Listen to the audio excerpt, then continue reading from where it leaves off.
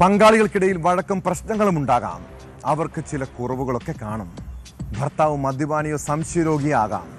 പക്ഷെ ദാമ്പത്യ ബന്ധം ഉപേക്ഷിച്ച് കാമുകനൊപ്പം ഇറങ്ങിപ്പോകുന്ന യുവതികളുടെ ജീവിതത്തിൽ സംഭവിക്കുന്ന അപകടവും നമ്മൾ ചിന്തിക്കേണ്ടതാണ്.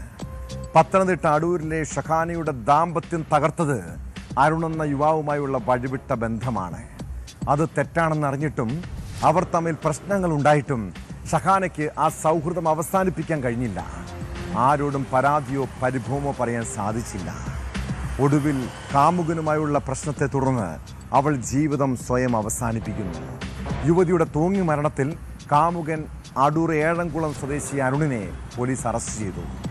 ആത്മഹത്യ പ്രേരണ കുറ്റത്തിനാണ് പോലീസ് കേസെടുത്തിരിക്കുന്നത്.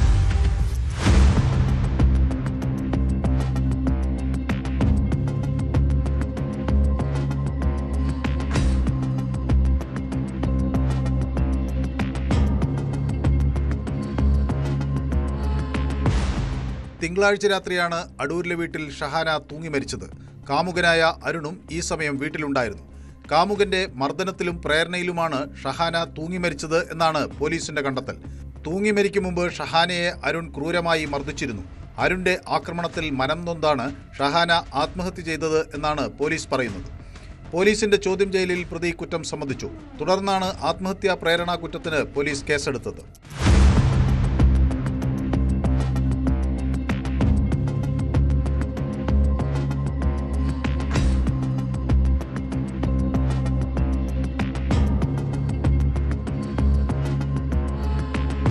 ഭർത്താവുമായി അകന്നു കഴിയുകയായിരുന്ന ഷഹാനയുമായി അരുൺ അടുപ്പത്തിലായിരുന്നു.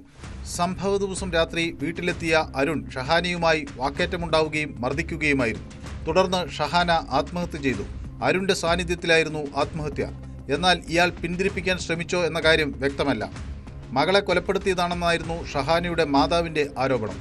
സംഭവ ദിവസം തന്നെ അരുണിനെ പോലീസ് കസ്റ്റഡിയിലെടുത്തിരുന്നു. പോസ്റ്റ്മോർട്ടം റിപ്പോർട്ടിൽ ആത്മഹത്യയാണെന്ന് കണ്ടെത്തിയതിനെ തുടർന്നാണ് അരുണിനെതിരെ പോലീസ് കേസെടുത്ത് അറസ്റ്റ് ചെയ്തത്.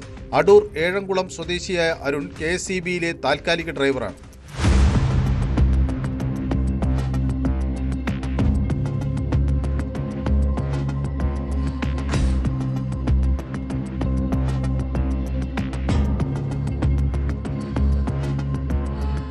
ന്യൂസ് 18 പത്തനംതിട്ട.